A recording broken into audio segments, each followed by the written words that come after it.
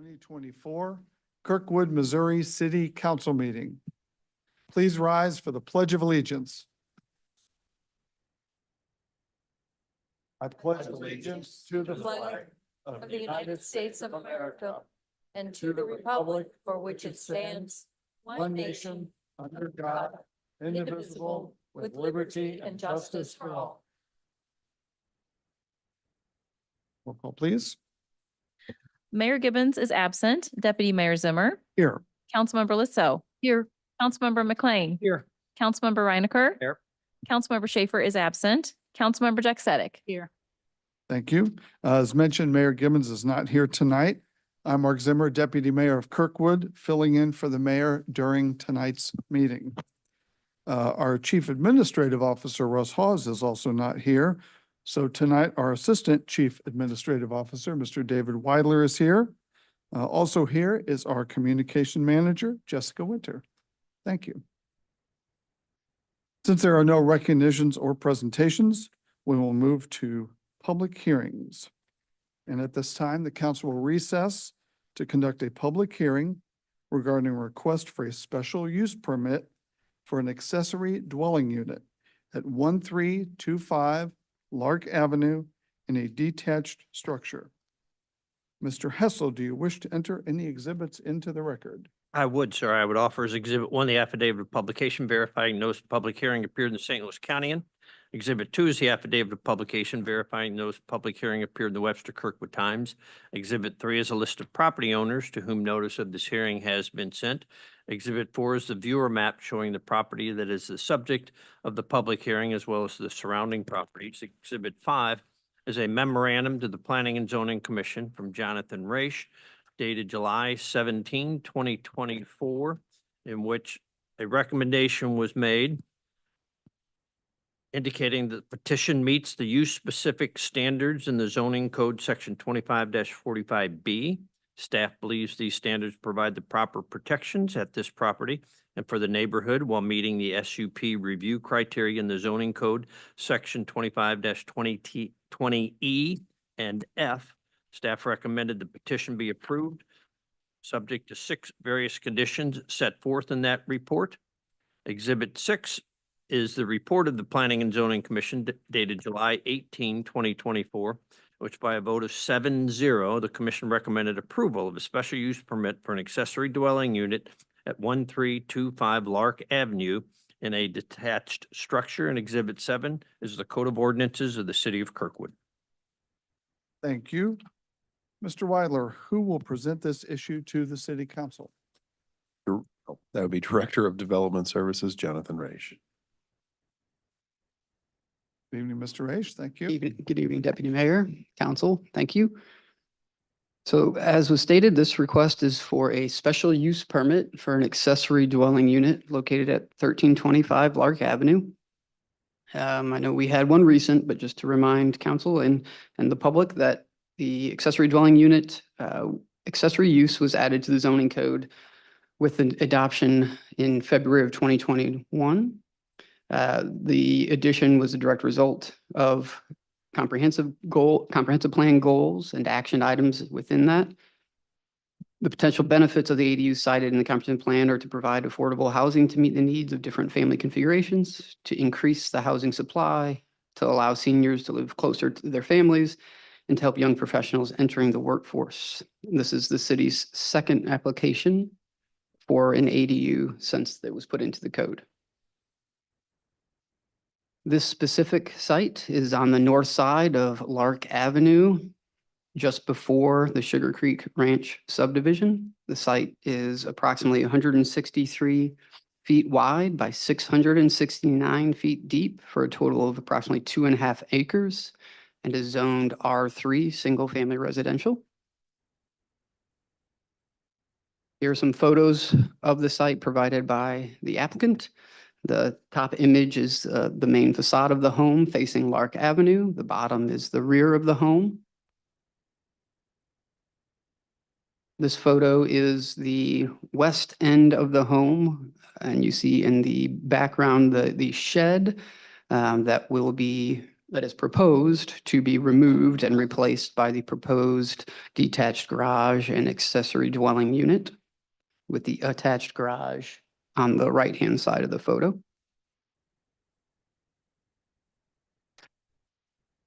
The exhibits you see here show the existing conditions on the left and the proposed on the right. So as I said, you see the small shed on the left side of the left image here at the end of the driveway. And that is proposed to be replaced by the two-car garage with the accessory dwelling unit over it at the end of the existing driveway. The existing home is proposed to remain the same. They are proposing an extension of the deck unrelated to the special use permit, but so this next slide shows another exhibit of a floor plan. This is the current proposed floor plan.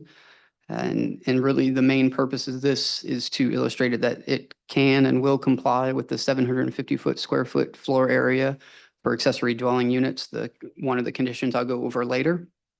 And this does count the entire living space, the footprint of the second floor, including the staircase and any other finished space on that second story. As it's written in the code, the 750 square feet does not include any of the garage space. It's explicitly listed in the code that way.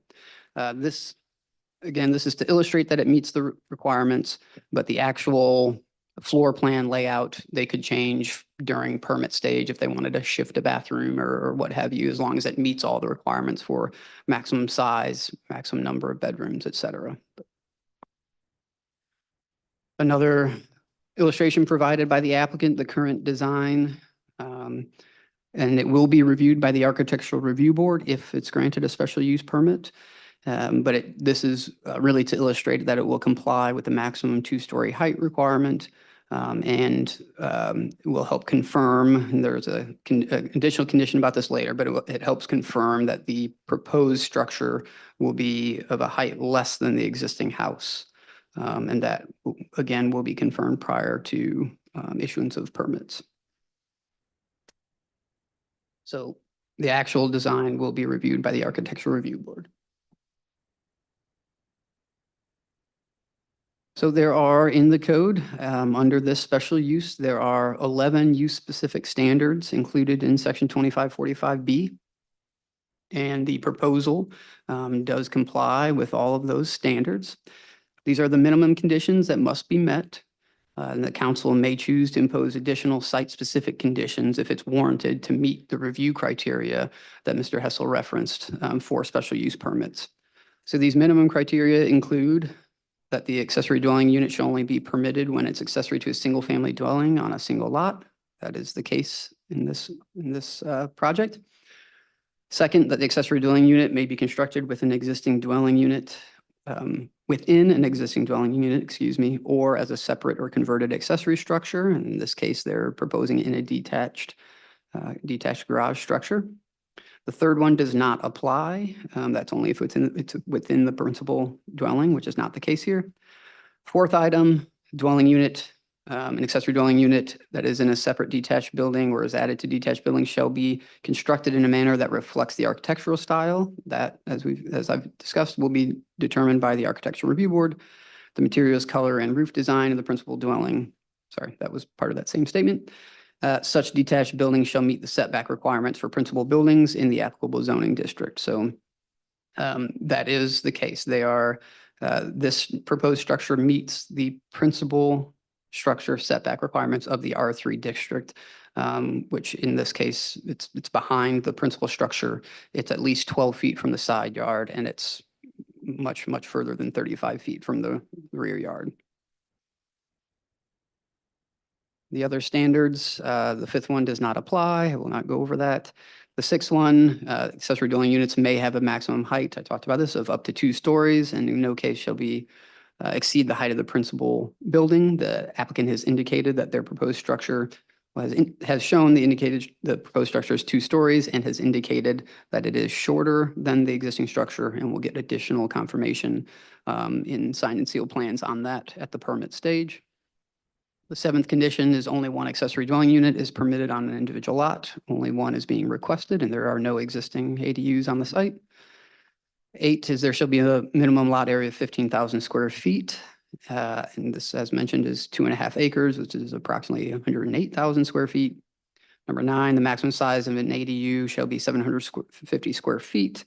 As I talked about it, the floor plan shown indicates that that can be met and is being met. Number 10, one off-street parking space shall be provided in addition to those required for the principal structure.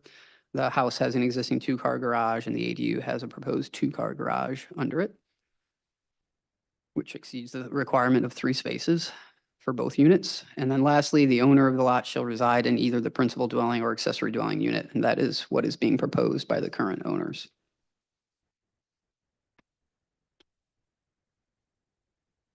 So in your packet, you likely saw some conditions in the draft legislation. The first one is just the approval that a special use permit for an accessory dwelling unit shall be approved for the property addressed as 1325 Lark Avenue. Second is one that I've mentioned. Prior to issuance of building permit, applicant shall provide information for the city to determine that the existing principal structure exceeds the height of the proposed structure. Again, they have provided us that in statements and in writing. However, we'll require that on signed and sealed plans as well. And then lastly, that the Architectural Review Board shall review all the building design. So as it was also mentioned, this was presented to the Planning and Zoning Commission, and they did vote to recommend approval to you all by a vote of 7-0. As all special use permits, we're here tonight for the public hearing, and it would be followed by your consideration of the ordinance that has been drafted. So at this time, I'm available for questions. The applicant does have a representative here as well. Okay, great. Thank you, Mr. Raish. Let's go in order tonight. Councilmember Litzo, do you have any questions or comments? Yes, I do. Thank you. So, Jonathan, I have questions about the height. Mhm. I think I've seen that for ADUs, it's only called out as 2 stories. Right. I mean, how do we decide what is 2 stories and how that is actually quantified and in relation to the primary structure, assuming they're all basically on the same grade? I don't know if it makes a Yeah. difference if there's topography maybe for things like that, but I'm worried about accessory structures, especially like this detached garage with the ADU on the second floor, Mhm. potentially competing, now in this case, possibly competing with the main structure Mhm. or things, turning out to look like a compound with two structures that are similar in size. But how do we typically So- calculate height as far as that goes? Yep. So there are 2 pieces to the height requirement for this. You mentioned them both, but they are separate. So the 2-story requirement, and so that just means our principal structures do allow 2.5 stories. So that requirement just means they don't get 2.5. And there is no additional living space above the second story. So that requirement, it is 2 stories, and it is an additional allowance for ADUs that was intentionally put in there, because otherwise detached structures can only be 1.5. So it differs from normal detached garages in that it can be 2 stories, but it cannot be 2.5. That is allowed in the principal structure. So that is indicated in the plans that they provided. It's not a 2.5 or 3 or more story structure. Then the height requirement relative to the principal structure is determined by height in feet. And the way we measure that for residential, single-family residential, is taking the average grade at the front of the structure in the middle. The average along the front of the structure, starting at that grade and going to the highest point of the roof. So that's some of the information we'll get with the principal structure additional. It seems to be that it looks fine, but we'll just get that showing an elevation of the existing structure, the grade, and what the highest point of the existing house is, making sure that I think it's 22 feet and 5 inches that's proposed is less than that amount. Does it need to be a percentage less or just less? Just less is all it says. And let me look at the wording, because I want to make sure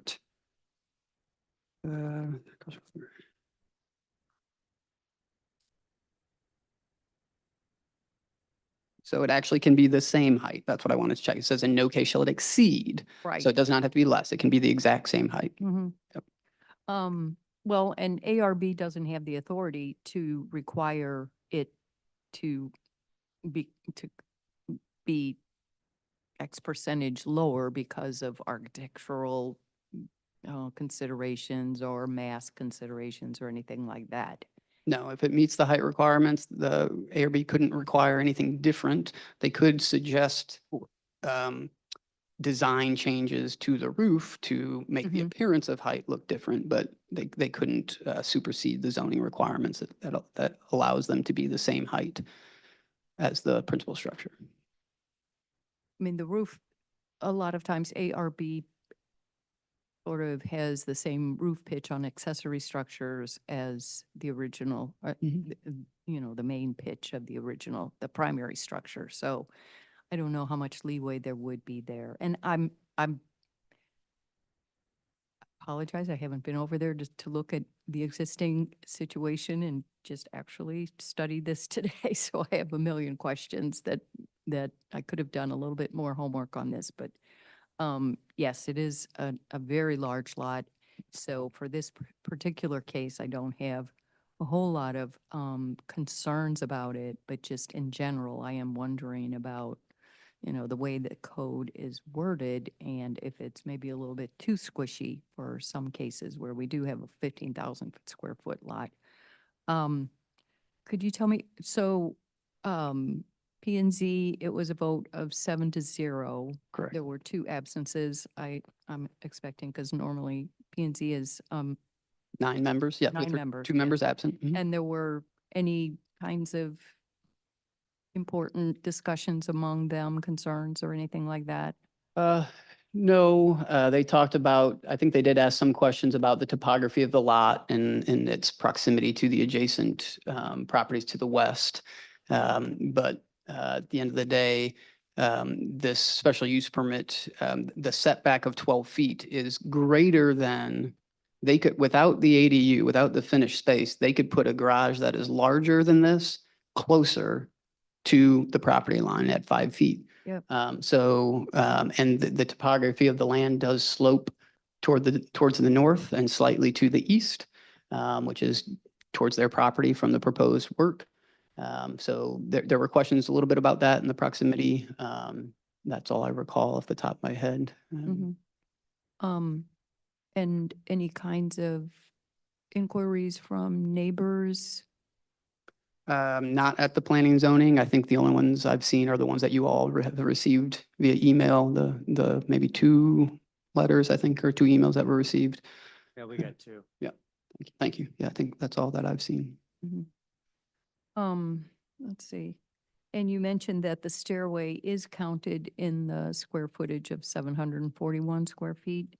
Yep. Same way we count floor area for homes. Yep. Right, the footprint of this new detached garage is 900 square feet? I thought it was to do the 25 math, by it sounds- is 36, that- maybe? Let's see. Fuzzy. The architect is here. So 25 by that sounds. 36. that It's sounds- called out on the plans as an oversized 2-car garage? Right. 900. 900. So then it's oversized primarily because of the depth of it. So they have room in front of the cars Mm-hmm. for storage. And I think you see there's a double door there for, I think it was asked that was asked at planning and zoning. I believe the applicant's representative answered for lawn equipment and things getting in and out. So. Okay.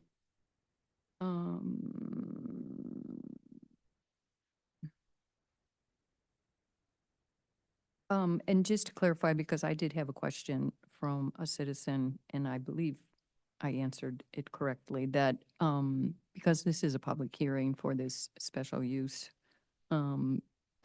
postcard notices go out to property owners within 300 feet Yep. of the subject property. Correct. That's all I have. Thank you. You're welcome. Thank you. Councilmember McLean. Oh, thanks. A couple just questions. One specifically, okay, the owner has to reside either in the principal residence or the ADU. Correct. What is if they're in violation of that, what's the city's remedy? So they wouldn't be able to occupy, I mean, if the structure is already built, they wouldn't be able to legally occupy the ADU. So playing this out, I build an ADU, I live there, and then decide, hey, I want to move somewhere else, but hey, I can get 2 rental properties out of this. Right. And rent it out, and 3 months later, both of them are rented for a year or 2 years. Mhm.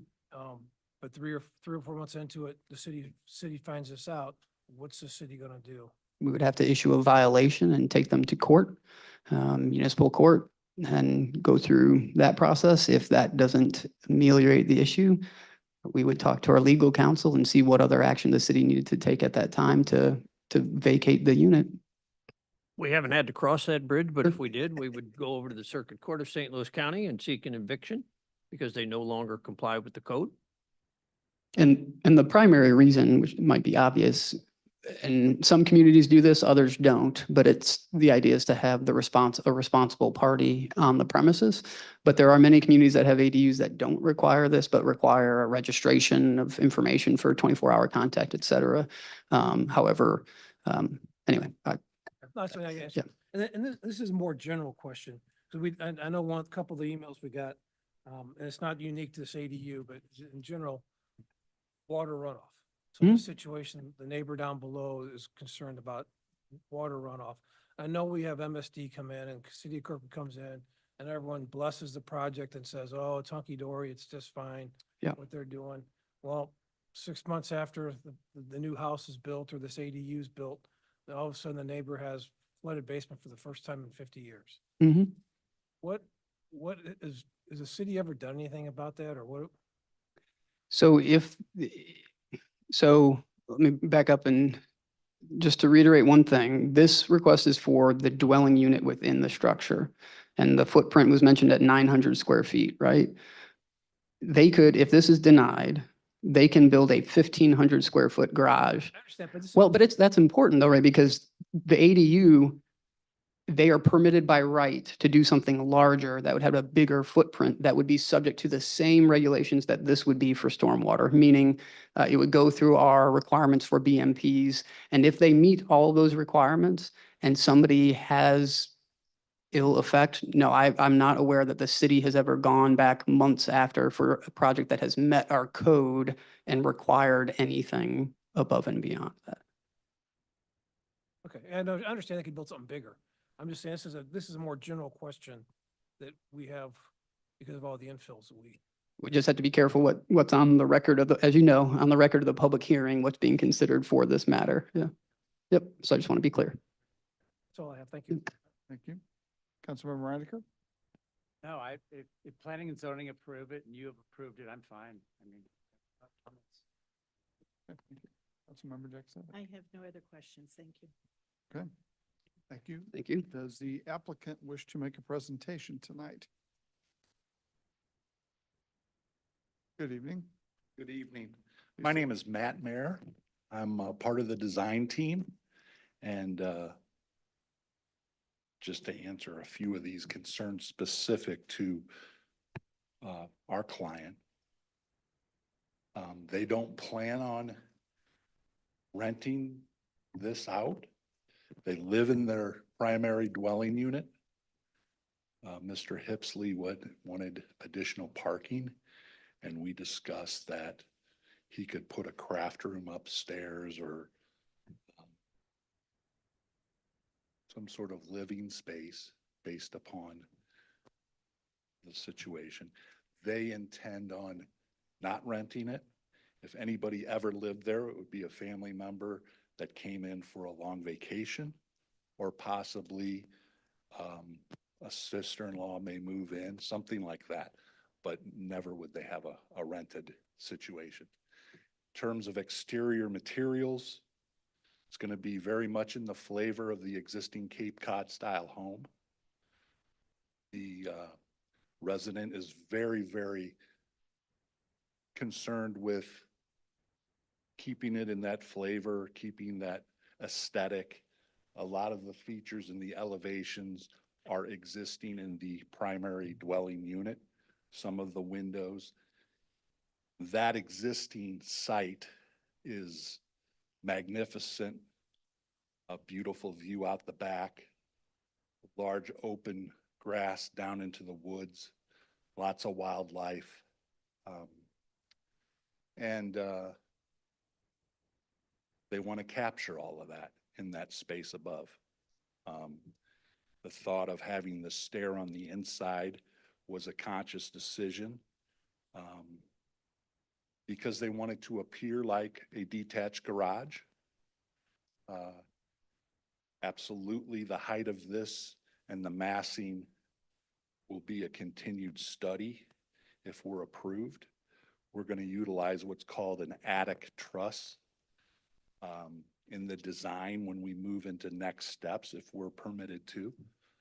That attic truss would provide a pitch similar to the existing house, but yet we will be very conscious that the ridge line doesn't extend higher and is of meeting that code. And finally, I know water runoff isn't a consideration here. The center of the lot is the low spot, which is what I understand a creek, collects all the neighbors' runoff and moves down towards the park, I understand. I believe it's towards the park. So just some of your concerns, just to reiterate what Jonathan had mentioned, so. All right, thank you. Any final questions for the applicant? Okay. Thank you very much. Any further questions from the council? Okay. Jessica, do we have any public comments regarding this proposal? Deputy Mayor and Council, there are no requests for comment at this time. Okay, great. Wait, Mark? Yes. Mayor.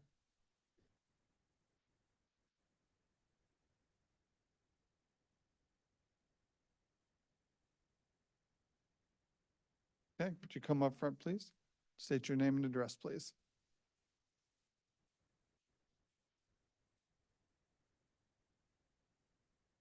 Gwen Wallman, 1002 West Adams. I really appreciate the discussion tonight because it raised some concerns. Some of them I hadn't thought of. You all got my email, I presume. I don't have any problems with this particular ADU proposal, but I do have concerns about ADU development in R3 in general. And I agree with Nancy in asking what is 2 stories? There needs to be a height limit. I'm sure you all could appreciate if somebody was going to put an ADU next door to you, you might be concerned that it was going to tower over your house. And I was kind of surprised that it could be built. Jonathan said, I believe the side setback is only 5 feet. I mean, do you want to live next to some towering thing right on, practically on the property line? I really hope that that will be reconsidered and reviewed. And it shocked me that ARB can't control height. If it meets the above the criteria, which is really loose in my mind, there's nothing that can be done. It goes through. I'd also like to know why the entire structure isn't considered in square feet. That is including the garage. Do I understand correctly that the garage isn't included in square feet? That's the way the code is written, explicit. Well, if you ask me, the entire structure should be considered the ADU, even if it is combined with the garage. I mean, you're getting into a lot of massing otherwise that could be inappropriate for the neighborhood. Not really this neighborhood, this is an unusually large lot. But if you're talking about R3, that's 750 feet on top of a garage. I mean, that's really imposing.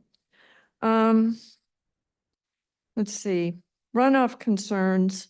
Well, if you saw my two emails lately, you know I'm really concerned about that. And I have problems with things that Kirkwood approved right next door to me and could approve on a new project. And I want to remind you all that runoff decisions are permanent while climate change is accelerating. I hope you will all use more caution than you think really even is necessary at this time, because the climate forecasts for our region are warmer and wetter with more frequent and severe storms. And I'm suffering property damage because of things that Kirkwood approved. And I don't want to see, and there, a new infill home on Woodbine was on the news the other day for causing runoff damage to neighbors. So whatever our standards are now, I think they should be revisited, because things are not going to get better. And I just want to say the water that runs off this property on Lark doesn't go to the park. It goes down to Sugar Creek in West Adams, but this is a really large lot. There's plenty of woods to absorb any runoff from this project. So I'm not concerned about that, but I am concerned. I'm very concerned about the future of Sugar Creek. I grew up in Sugar Creek Valley. That creek is precious to me, and I never want to see it become a nuisance because of flooding and have to be buried or culverted or otherwise destroyed, because it's one of Kirkwood's most precious natural wonders, and we need to protect it. Thank you. Thank you. Any further comments? Deputy Mayor and Council. Ma'am, do you wish to speak? You could approach the podium and state your name and address, please. My name is Kay Shaman. The address is 1317 Lark. We live adjacent to this property, and I have no problems with the idea, but when they said that the low point on the property being considered was the middle of the property, that is not true. We do have runoff coming up onto our property and then down the back. So I just wanted to correct that. We do get some runoff from their property, from drainage, from a water feature on the other side of the yard from this proposed building. And it does make a nice muddy spot in our yard periodically. So I know there is a potential for some runoff. I don't see a problem for us right now. Our property is the same size as theirs, which we enjoy thoroughly, but I just wanted to correct that. Their runoff does not go directly back in their own property. Thank you, Kay. Any other comments regarding this public hearing? Well,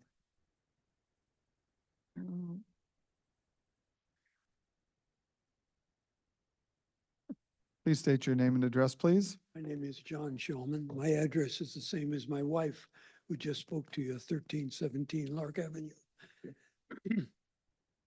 I must admit that the Hippisleys have been excellent neighbors, and we have no problem with their plans. However, both of our properties do not have sewer service, and we have to rely on septic tanks. So with an addition additional residents there, there will be a problem with wastewater, how you take care of wastewater. I would also indicate that as we anticipate this receiving approval, that will be fine as long as Hippisley's are living there. But as someone else takes over their home, the use of their home and the use of this property would change, which we may not be approved, may not be acceptable to us. So we ask you to consider the future as well as the present as you consider this, this proposal. Thank you. Thank you, John. Any other comments regarding this public hearing? Okay. Hearing no further discussion, this public hearing is now closed. The bill will be on the September 5th council meeting agenda for first reading consideration. We will now move to public comments, and I would like to add, please make sure that you fill out a yellow comment card before you speak. Ashley? Oh, sorry. The public comments portion of the meeting is an opportunity for the city council to listen to comments from citizens. It is not a question and answer session, and the city council will not respond to comments or answer questions during this period. The mayor may refer any matter. The deputy mayor may refer any matter brought up to the city council to the chief administrative officer or city clerk if action is needed. Thank you. Jessica, has anyone filled out a comment card who wishes to speak? Yes, Deputy Mayor and Council, there is a request from Michael Carmody.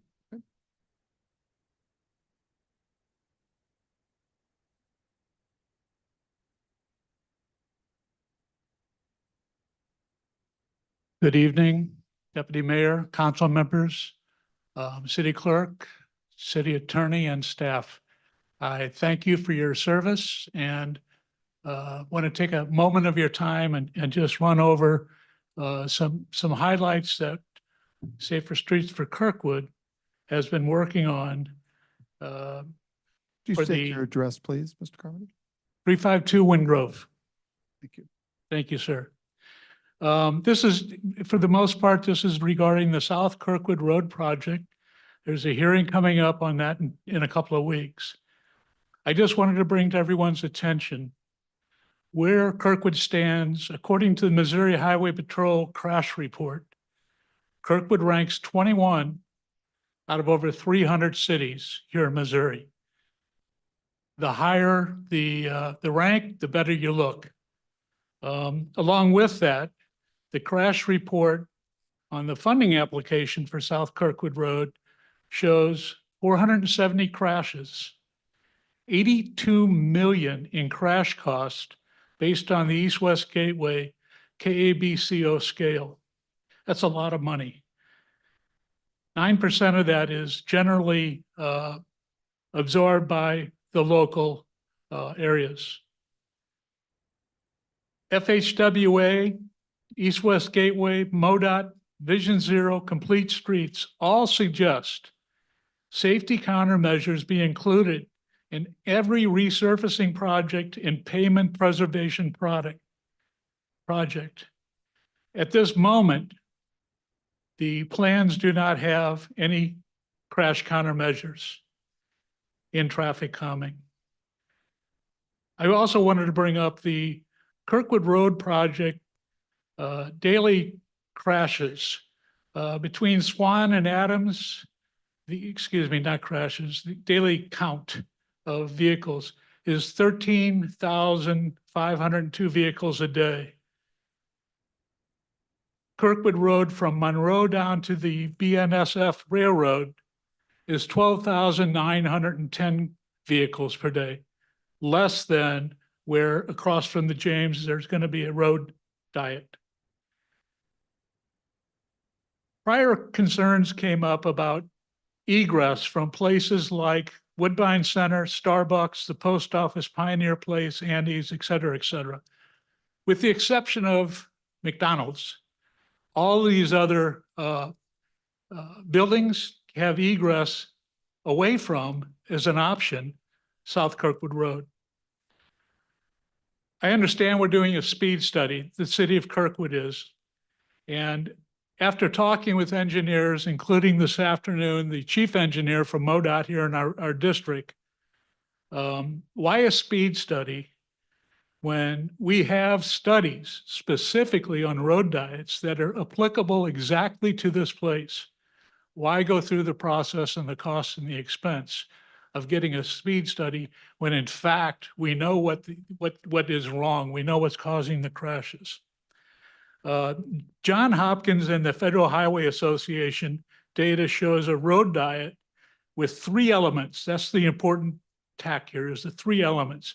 Reduce the lanes to 3, narrow the lanes to 10 feet on the outside, and the inside lane to 11 feet. Reduce the speed limit to 25 miles per hour. With that, you can forecast a reduction in crashes of 50%. Now think about that for a minute. 82 million in crash cost, and here is one solution that will eliminate 50% of the crashes. Lastly, I want to mention about the upcoming Kirkwood meeting. When I was speaking with MoDOT today, they have introduced what we call a deck.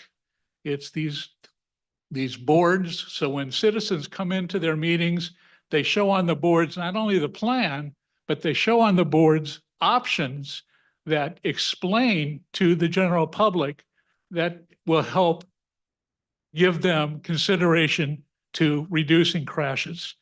I ask that whoever our vendor is for this project, that they include in their deck the FHWA 28 countermeasures and with specific emphasis on road diets. Last point is, I want to speak about the reflective material that Kirkwood's using. It's been improving. We're still not getting the wear out of it that we know is out there, nor are we getting the reflectivity. The key is 2.4 reflective index optics will help. We put a post out this past week on social media. It's one of the most responded posts we've had. It's from old folks like me who can't see at night when it rains. It lights up the road tremendously. And so there's a cost benefit because of the longer wear, 5-year wear. There's also an increased level of safety, 32% reduction in wet night crashes, 49% reduction in wet night fatalities, 41% crash reduction with injuries. So there's not only a cost benefit in terms of the life cycle, there's a tremendous cost benefit in reduction of crashes. Thank you all for your time. I will look forward to talking to you soon. Thank you, Michael. Any other comments, Jessica? Deputy Mayor and Council, there are no further requests for comment. Okay, thank you very much. We will now move to the consent agenda. Is there a motion and a second to approve the consent agenda? Motion. Second. Any questions or comments? Okay, all in favor of approval of the consent agenda, please say aye. Aye. Any opposed? Approval of the consent agenda passes. We will now move to unfinished business. Bill 11042. Deputy Mayor and Council, this is an ordinance readopting a procedure to disclose potential conflicts of interest and substantial interest for certain officials as set forth in Chapter 2, Article 1, Section 2-5 of the Kirkwood Code of Ordinances. Thank you. Any questions or comments?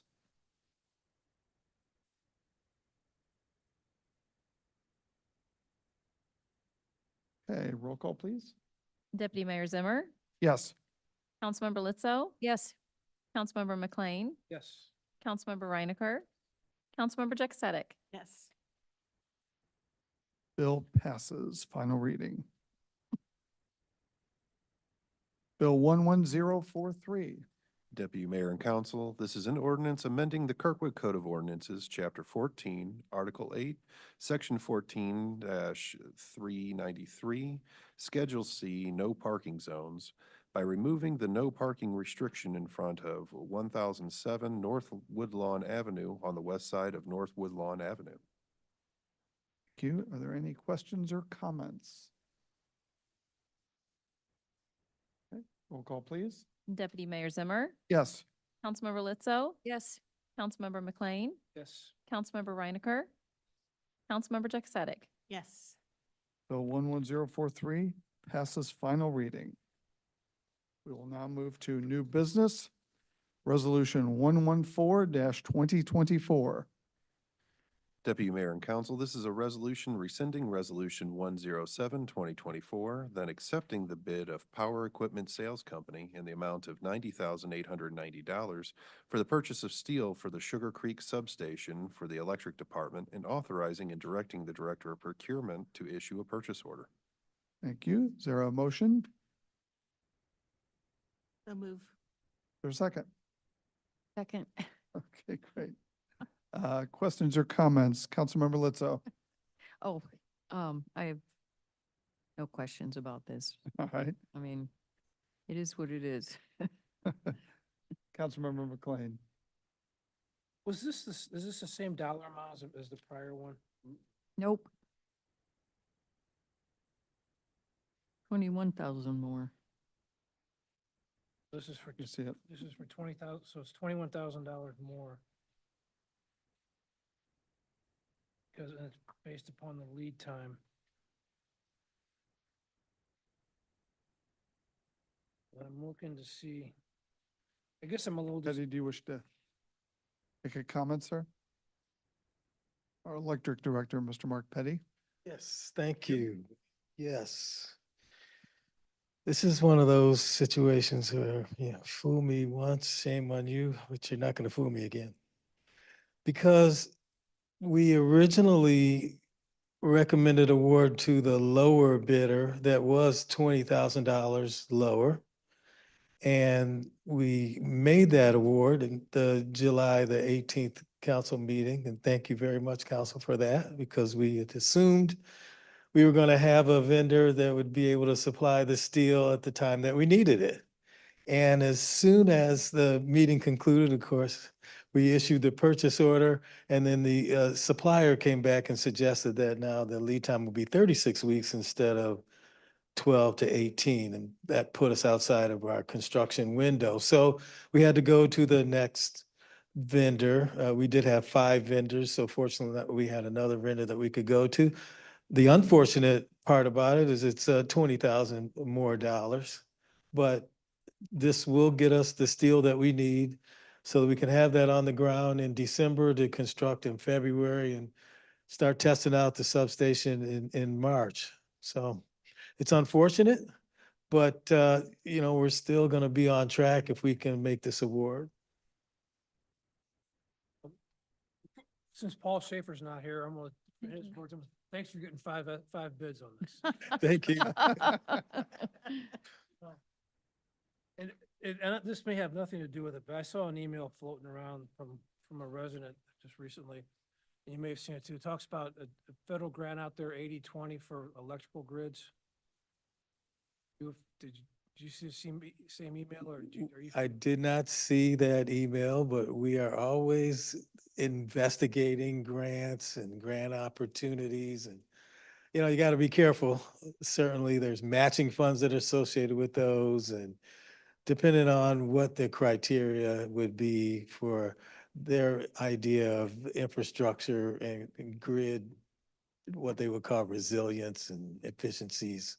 And, we may or may not actually be able to get those dollars. But the key is we've already been on this road to move forward and really finish off our distribution system upgrades by what would frankly be the summer of 2025. So, even if there was an opportunity, I guess we'd take a look at it and see if the dollars that we spent so far could somehow be reimbursed or recuperate some of those dollars. We'll see. That's all I had. Thank All you. right, thank you. Thanks. Councilmember Reinecker. Okay, thank you. Councilmember Jack. Questions, thank you. Okay. Any final comments? Roll call, please. Deputy Mayor Zimmer, Yes.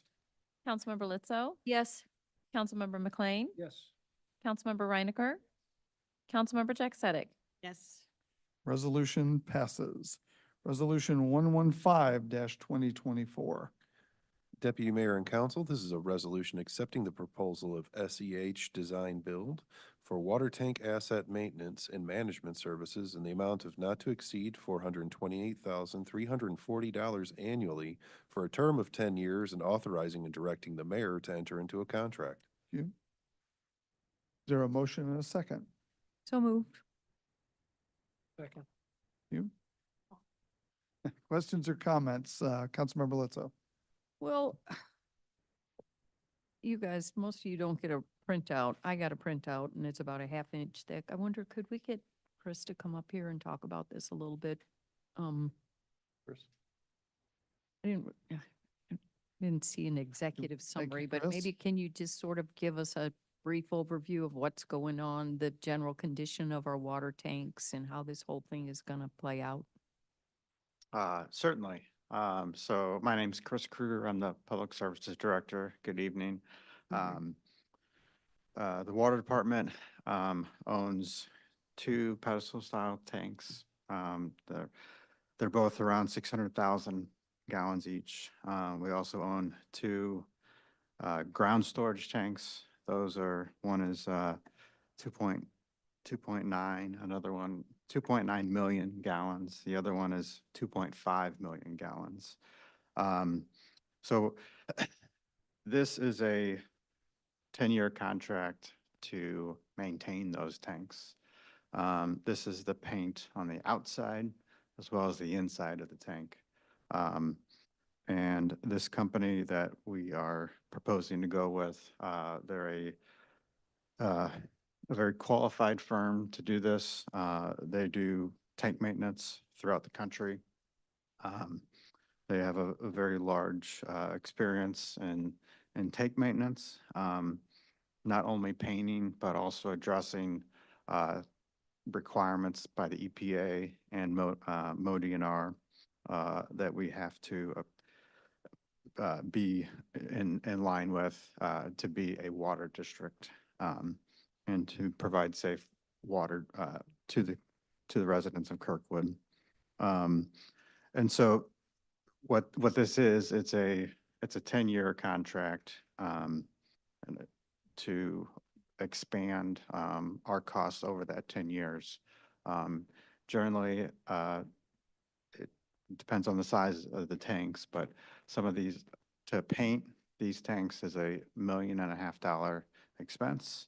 And so spreading that cost over a 10-year period is better for the water department and for more cash stability.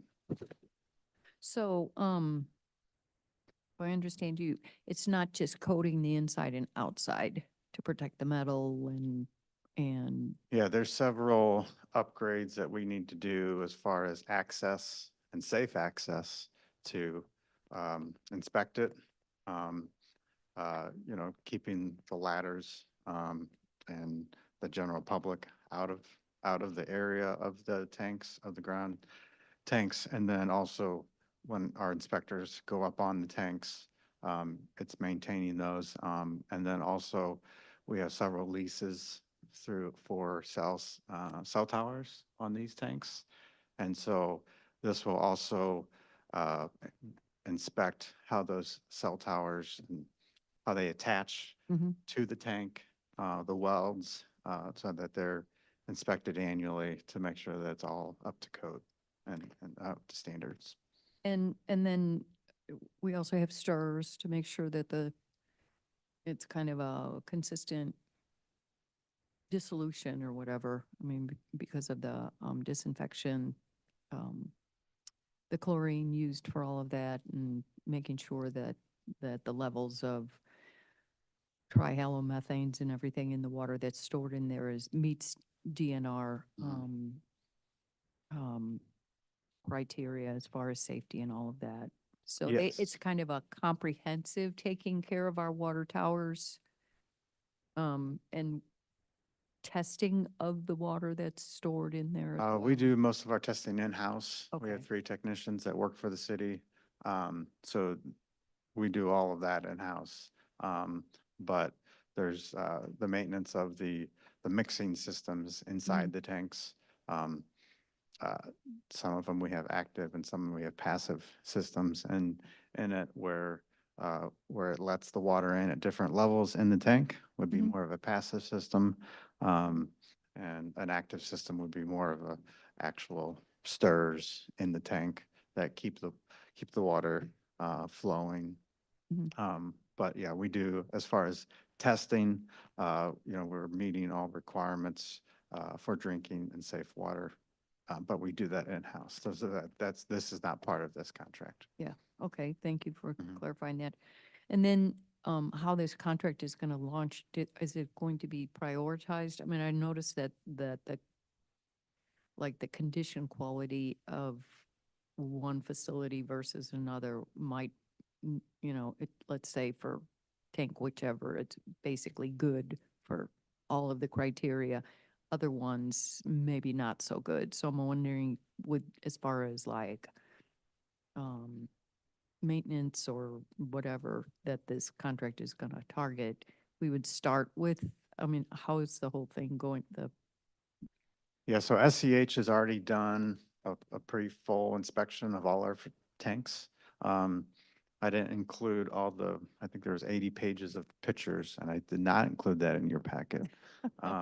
But they have thoroughly gone through our system and identified priorities on what tank needs to be painted first. And so that's all within the contract. But generally, the tanks can be reconditioned to where they need to be from, if they're in fair condition or poor condition, whatever kinds of work needs to be done. We're good. We don't need to put new tanks or anything like that within. Correct. So as long as we're painting and maintaining our tanks, that tank can last forever, barring some unforeseen Okay. event. All right, thank you. Councilmember McLean. Oh, thank you, Mayor, Deputy Mayor. Who we currently use for the maintenance and service? Currently, we don't have anyone under contract. So this is a new kind of approach to looking at this. So previously, we've gone just to, we put a project out to bid to paint a tank. And then, so this would be a long-term agreement that will maintain our tanks without saying, oh yeah, in 5 years from now, we're gonna paint. Makes all the sense in the world. That's good. I think it's good planning.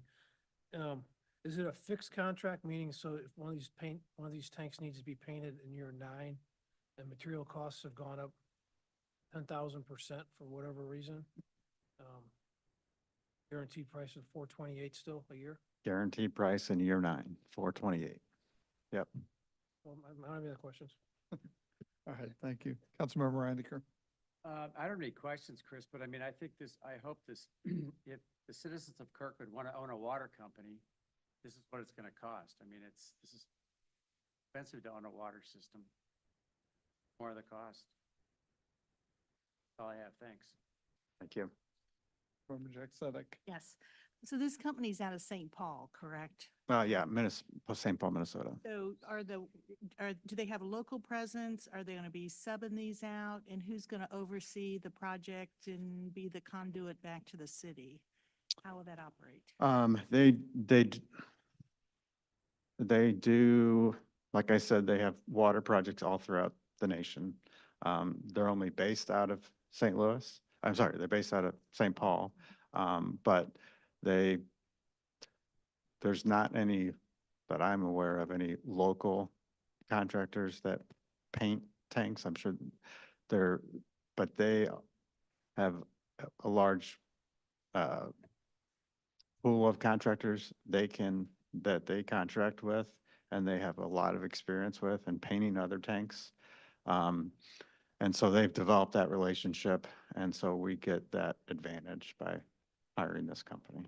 They bring in the contractors, they'll oversee them. Will your staff be responsible for overseeing? Yes, yes. So our water department superintendent, Clarence Patterson, would be overseeing, and also our support supervisor, Andy Key, both employees of the water department. So if there's questions, whatever, they'll go back to this company, correct? Correct. Mhm. So we'll be in charge of the quality in the work getting done. They just arrange it? SCH would also be responsible for that quality control, and assurance that it's getting done. And so they provide a certain level of QA, QC, in addition to our staff. And the reference checks, I mean, they've been pretty reliable in terms of the crews that they get out and timelines. Were you comfortable? with Yes, yes. their ability to meet all of that? Yeah, and in the past, we've used all Tenemic paint, which is a very durable product for painting.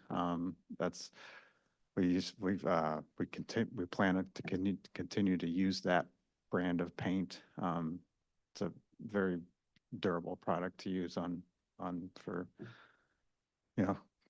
painting water towers. Mr. Kruger, I have just one comment on this. Looking at these tanks, and I won't say which one, there's a security concern. Will this company make some recommendations as far as security? Because it looks like, there's an opportunity there to make an improvement. Is that part of the scope of this contract? Yes, it would. Okay. Yes, so, and that's part of requirements from MODI and R, because, it's part of our risk and resiliency plan that, that somebody can't just go into our systems that we have at all of our tanks. Yep. Well, and I mentioned that because one of these I was concerned about, what's listed here in this chart. So it'll be good to see that, if they can address that and we can make improvements on that. Of course. Yep. Great. Any final comments? Okay, roll call, please. Deputy Mayor Zimmer, Yes. Councilmember Lizzo, Yes. Councilmember McLean, Yes. Councilmember Reinecker, Councilmember Jack Sadek. Yes. Resolution passes. Resolution 116-2024.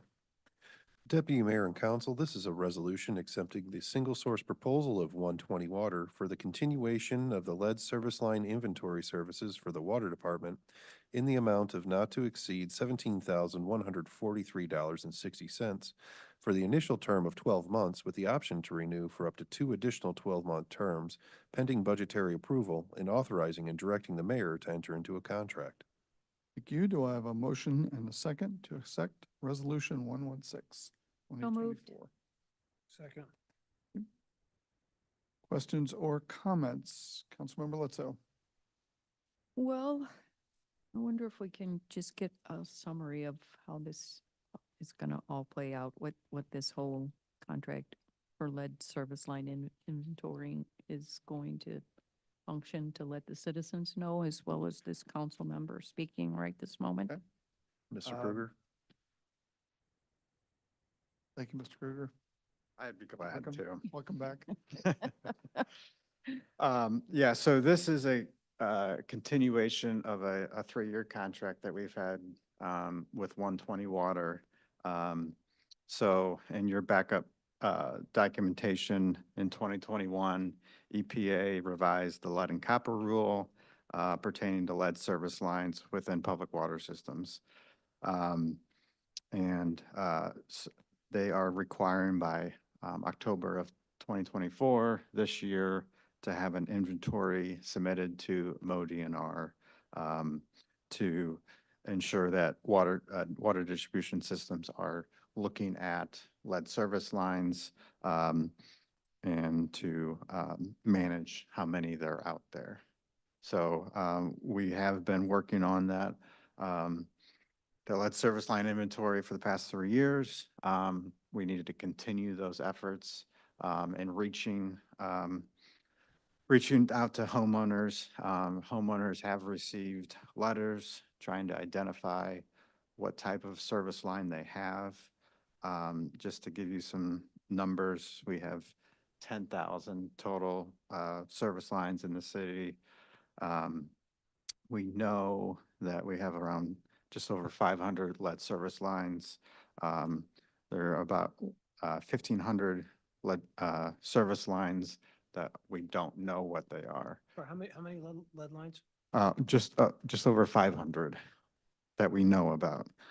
There's 1,500 unknown service lines that we don't know what they are. So we are actively trying to reach out to those residents by mail, text, and we if homeowners are listening to this, well, please call into the water department and we can come out and to identify the line for you, and that would really help us out. Great. So that's what, so 120 Water, they're a service that we use to inventory, manage, and communicate the whole program with, and they've been really good to work with, and we want to continue working with them. Is there an age of a home that's kind of a target for thinking it could be lead? Really good question. Thank you. Uh, Mark that down. It just compliment her and keep her happy. most homes built before 1960 are likely to have lead. But not my house, according to Paul Schaefer. According to Paul, I don't know. Craig Woods specifically. was completed in 1953 and 1954, so. but- Mine's 1903, so that's good. No. Councilmember Litzo, any final comments? Inventories on the 1,500 unknown? Is that what the inventory is? So the inventory is on all 10,000. And so right now in our inventory, they're just listed as unknown. So we're actively trying to reach out to those 1,500 to figure out what they're. That's where the focus of this company's work will be. Mhm. Is that right? Correct. Yep. Councilmember Litzo, any final comments? No, All that's it. right, Thank you. All right, Councilmember McLean. I've had a couple neighbors been contacted and they've talked to, well, a couple of them are in construction themselves and they've talked to people in water and they say, big deal, I don't care if I have lead. I mean, so if I have lead pipes, we've identified them, they're not required to take any action. That's correct. We're just required to pay $17,000 a year to identify these lead pipes. Pay them if they want, it's for whatever price. So it's to identify that if you have a lead line and that has been led to, certain defects in health Yeah, hazards. So what I've heard from Paul and what I can confirm is that as long as you're flushing your lines and you're not having stagnant water in your lead pipe, it doesn't present any health effect. This $17,000, this service is mandated by the federal government. The service is not, but it's a way that the city of Kirkwood can effectively reach out to homeowners and inventory, and they hold our inventory. So, we could hold our inventory ourselves, but I believe we would be less effective in identifying lead service lines. And how many years have we been doing this service, this survey or whatever, identifying these lines? So it was a 3-year contract before. We're asking for another 3-year contract. We've already identified these lines. Why do we have to continue to hire these people? There's 1,500 more lines that are not identified. So we're going to continue to. Seems like we're spending $17,000 a year on something that we're reaching out to homeowners and they're not responding and we don't know about. How long is this going to continue? We do expect costs to go down in future years as the number of unknown service lines. But I don't have that number in front of me tonight. Anything else? I don't have anything else. I just have thanks. Okay. So at Councilmember the end of the Reinke? 3 years, hopefully they can get a hold of and get an answer from these 1,500 people, right? That would be our goal. And eventually, Mhm. that's what Mark was. Yeah, yeah.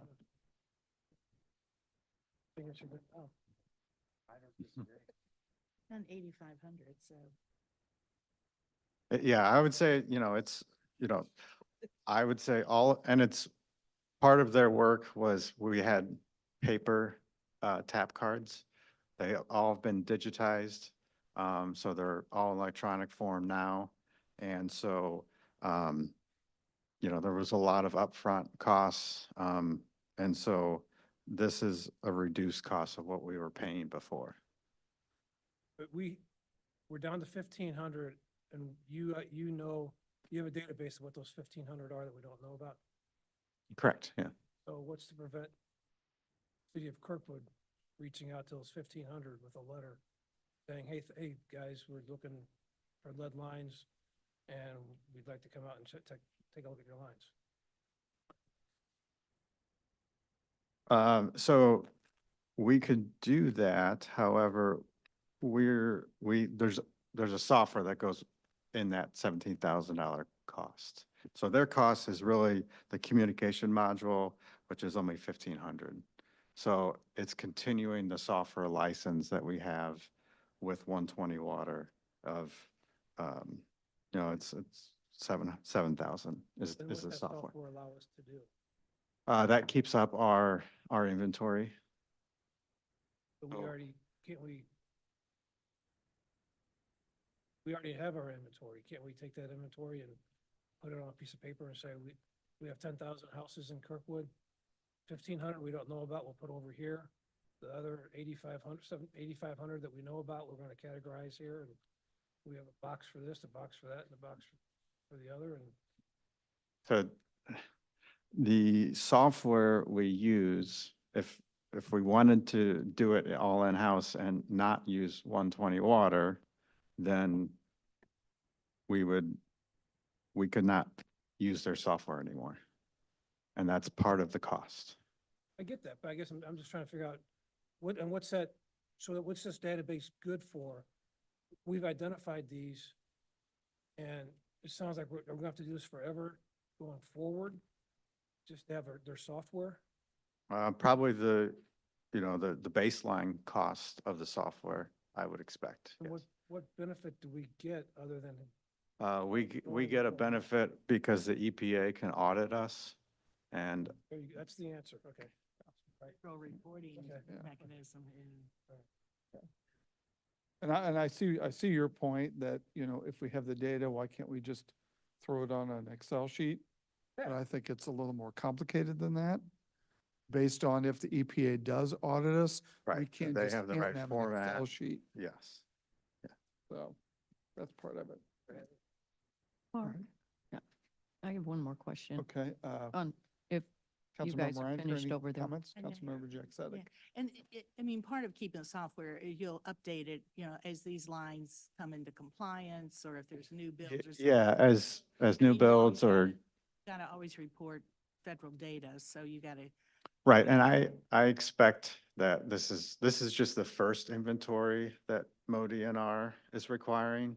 They're gonna, I would expect them to require further inventory upgrades as time goes on. Anything else? Councilmember Litzo? Well, so far, I'm just wondering what's been the response of homeowners when they find out that they have lead? Do a lot of them say, oh, who cares? As long as I do this flushing, like Councilmember Schaefer recommends, I or? personally haven't reached out to any homeowners, so I don't know that answer. Okay. But as far as, I mean, keeping a current inventory and having a service for it, I mean, over time, over the years, as properties change hands and all that kind of stuff, the homeowners may, homeowners who previously maybe were not concerned about lead lines, maybe a new homeowner, it would be interesting to them to actually switch it out and be aware that they have, lead service lines and whatever concerns. I don't know, but, mean, a lot of this is just compliance with new federal regulations to protect the health of water consumers. So thank you. Any final comments? Roll call, please. Deputy Mayor Zimmer, Yes. Councilmember Lizzo, Yes. Councilmember McLean, A reluctant yes. Councilmember Reinecker, Begrudging. Councilmember Jack Sadek. Yes. You. City council reports. Councilmember Lizzo. I think I reported enough last time, so I'm good. Thank you. Councilmember McLean. Oh, yes, thank you, Deputy Mayor. The Kirkwood Human Rights Commission is putting on a mission as last time, the Ferguson 10 years later panel discussion. It's got some great panelists. We got Alderman Aldridge, Sergeant Kevin Albrand, Co-Chair Richard McClure, and the moderator is going to be Alvin Reed, and also, I'm sorry, the St. Louis Chief of Police, Daniel Ism, is going to be there. It's Wednesday, September 18th at 7 p.m. at the Kirkwood Performing Arts Center. September 18th, 7 p.m. Get there early to get a seat. It'll be a great event. Great. Thank you very much. Councilmember Reinecker. Okay, Councilmember Jack Sadek. Yes, the newly formed group that I don't remember their name, that is going to address the potential use of our fields on Marshall Field, has a meeting next Thursday at the American Legion Post at 7 o'clock, kind of their kickoff meeting to look at interest and put forth a plan. So they're well on their way, been lots of interest. So it'll be very exciting to see what happens with this group. Great, thank you. All right, well, I just have a couple of things. It's hard to believe, but 8 years ago tonight, during the second council meeting in August, I was first sworn in as a council member, and it's certainly been an eventful and exciting 8 years. I don't know where those 8 years went, but, you know, I serve with a great group of people here on our council. Also want to give praise to our fantastic city employees. My neighbor recently had 2 employees from the water department out in her front yard to repair a water leak. Although they were literally covered in mud and working in muggy conditions, they were so friendly and professional. And most importantly, they fixed the water leak. Last Tuesday morning, an employee of our sanitation department was collecting yard waste bags on Cherry Street, about 5 houses down. And I could see him waving to a neighbor and saying, "Have a great day." That makes our neighbors feel right at home. We received public comments that praise employees in all of our various departments. And each of our departments have wonderful, dedicated employees. Our administration here at City Hall is also dedicated and excellent. David and Lori, thank you for all of your help this week. If you are a city employee of Kirkwood, we want to say thank you for all of you do in Kirkwood. You not only ensure that our city runs efficiently, you help make Kirkwood that special place to be. Thank you very much. Chief Administrative Officer reports. I have nothing to report at this time. Thank you. City Attorney reports. Not going to report, but well done. Good job, Thank you. Deputy Mayor. Thank you very much. City Clerk reports. Yes, you've almost made it through your first night, Deputy Mayor. The only thing I have to report on, we have 2 scheduled upcoming public hearings for September 5th. These are annual public hearings for establishing the property tax rates for the city of Kirkwood and also establishing the property tax rates for the Kirkwood Municipal Library. And that's all I have. Okay, thank you. Seeing no further business, our meeting is now adjourned. The next regularly scheduled meeting for our city council will be Thursday, September 5th, 2024. Good night.